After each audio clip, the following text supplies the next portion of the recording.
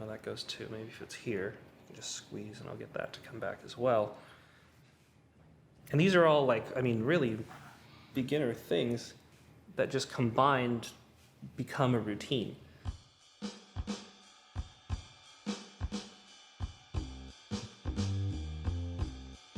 I mean, everybody that I've ever performed with is very unique and for lack of a better term, kind of curmudgeon-y in the way that they approach magic. But Tom is not. Tom is,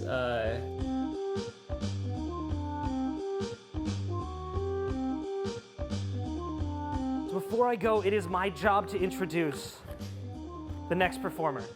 And I just wanted to make sure everybody was paying enough attention, because I do little things up here and I do a little bit of sleight of hand up here, but really the question is, how closely are you watching me?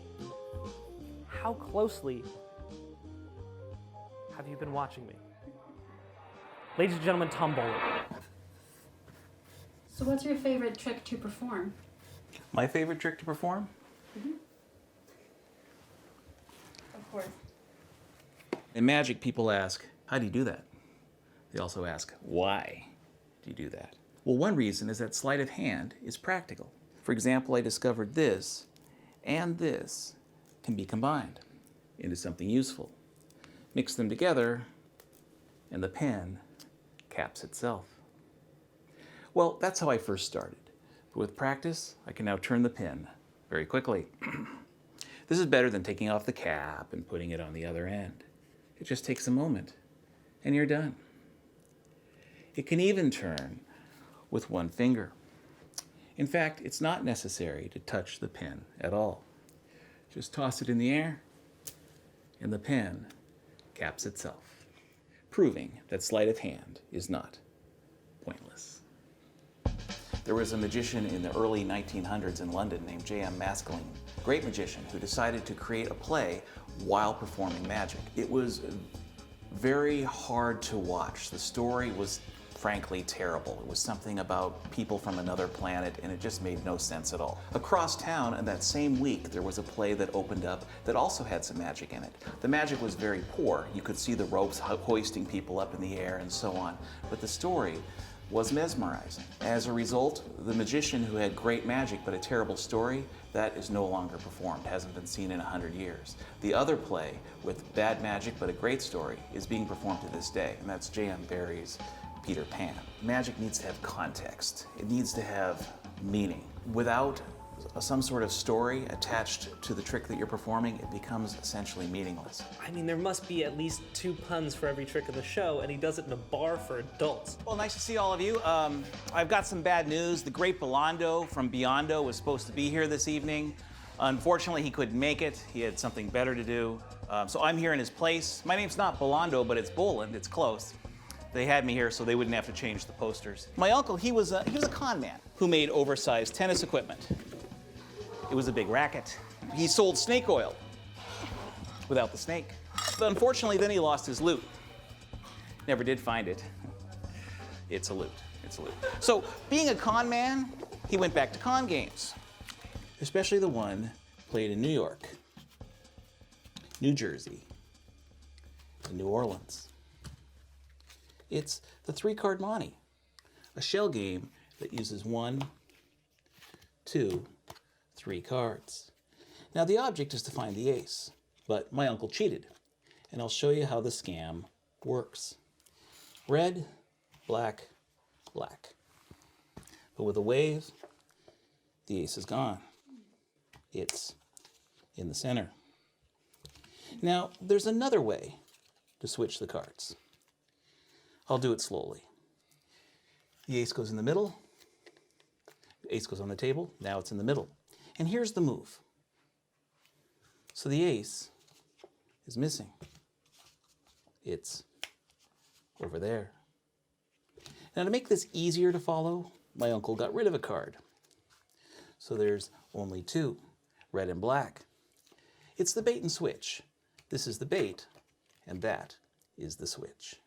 Because minus a card, it's still the full Monty. Look at the books. There's magic on the internet, there's magic on YouTube. Typically, it's not very good. and it's not a good place to learn magic, I would recommend going to the books. That's the way magic has been taught for hundreds of years, is through the books. It's absolutely necessary to do both, I think. I think especially now, modern, so much magic is done on TV and on YouTube and all this. You can kind of choose, you know, it's like watching a role model and having them in the room with you, even though there was no opportunity for me to have a mentor.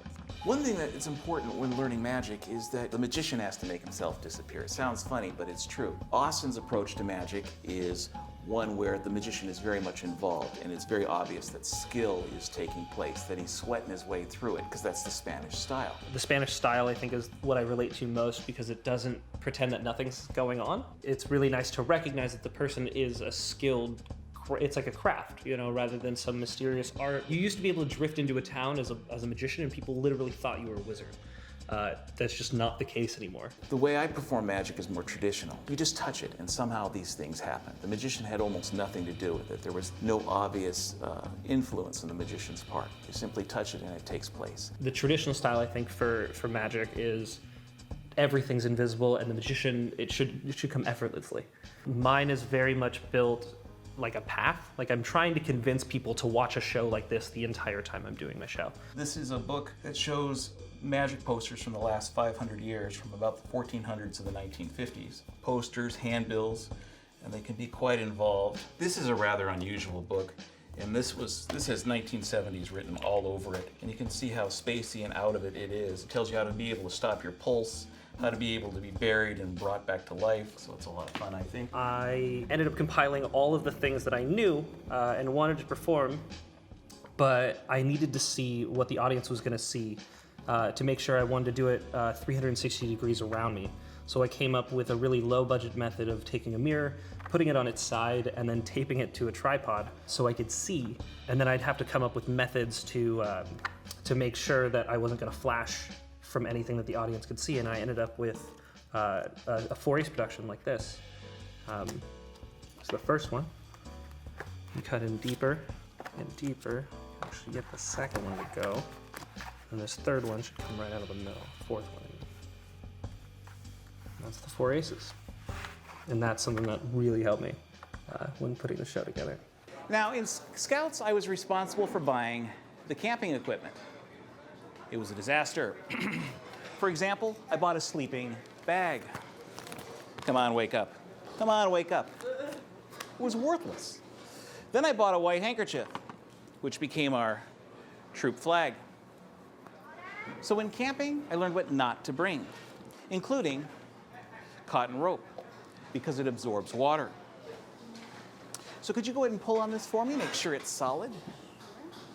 Could you go ahead and pull on this, check it out? Thank you, thank you. And that's solid? Good, good. So, short, medium, and long. But when wet, the cotton will stretch in the rain. 1, 2, all 3 ropes drenched. But because it's cotton, if you squeeze, you can wring it dry. There's nothing like learning the ropes, for in this medium, you long to come up short. You think that the toughest part is coming up and putting the show together, and that takes hours and days and just tweaking and notebooks, but for me, then it's like the second half of that is artist commerce, you know, so you got to get out and promote and do all that. Yeah? Yeah. Okay, yeah. Yeah, there's 2 words to show business, show and business. Yeah. Oh. And the business part can be tough.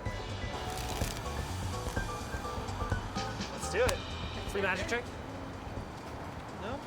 I should have brought my color-changing knife. That always gets me. Magic show? Free magic show?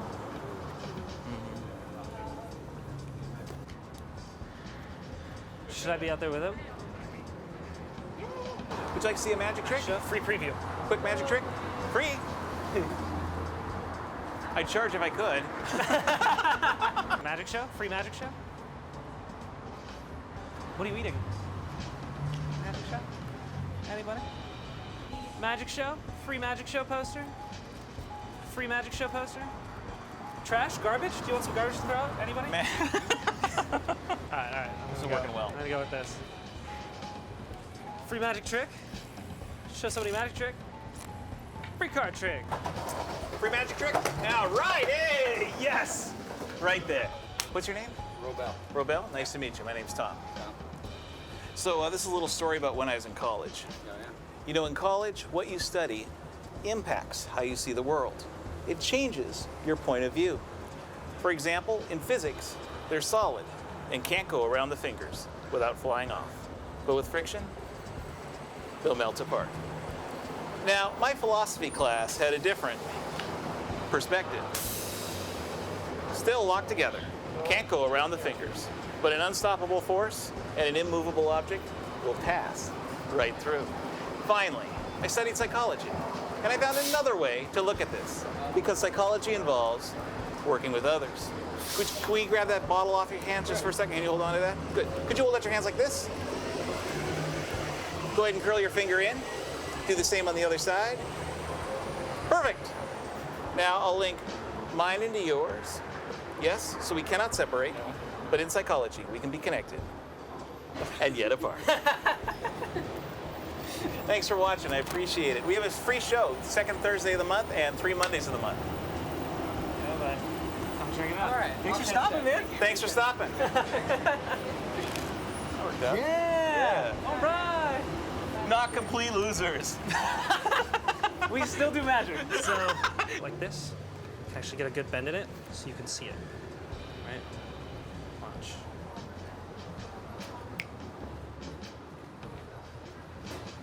That's pretty good, right? That's pretty good. Do you want to take a flyer? I have a flyer. We do a free show here every Monday at 8, and then second Thursday of every month is for the poster. No idea what you did, so I guess that means you Appreciate it. Thank you. Yeah. The show is called The Great Belando from Beyond-O. It's always the second Thursday of the month at Jai Thai, which is on Broadway on Capitol Hill, and it's the show is free of charge. I came in, I saw the poster, and I had to see a show from somebody who called themselves Belando from Beyond-O. And then I approached him afterward and asked if he wanted an opener, if he had ever thought about that. I would also like to add that he has his own show. It is called 52. 52. I'm done with a deck of cards, single deck of cards. It's something I've always wanted to do. I wouldn't have the show if Tom hadn't picked me up, introduced me to the management, and let me open for him. It is kind of a crazy venue to be in a bar, so certainly getting used to it and only doing 10 minutes or 15 minutes was really important to getting my own show off the ground. Tom's show is a close-up show, so I'd love to introduce you guys to close-up magic. First, for up here, if you can see this coin, you're in a pretty good spot. Or I guess if you can't see that coin. And the idea is this. You first get it to stick.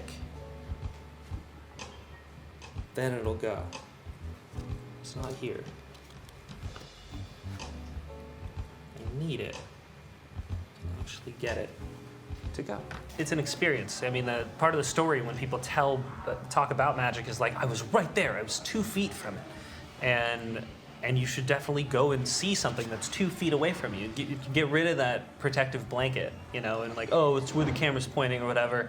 I think when you're here live, you walk away with just a better story. I was cleaning out my closet earlier today, and I found a lot of things from my closet that I'd like to share with you.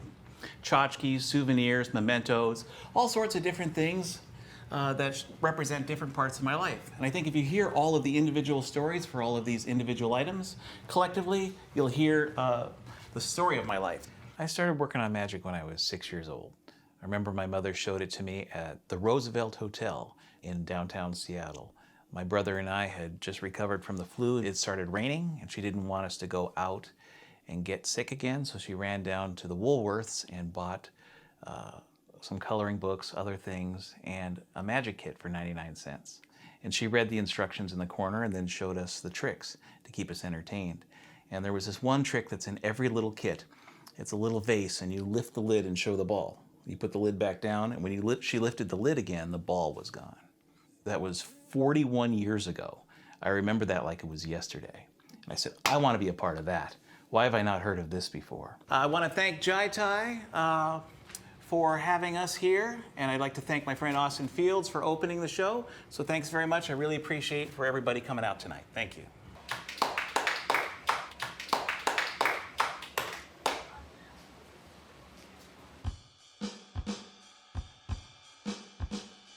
Glad all these empty chairs could make it here tonight.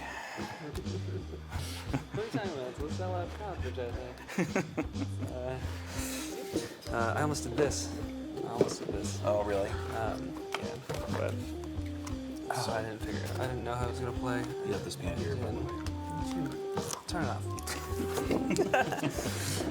What did you think of the palm? I liked it. Looked good. Looked good, especially the ending. Very nice. Very sharp. It's tough. Sometimes it's a little thin, and you don't get kind of the reaction. I wasn't sure where it was at. But, Yeah. No, it looked good. I felt like I didn't really pick up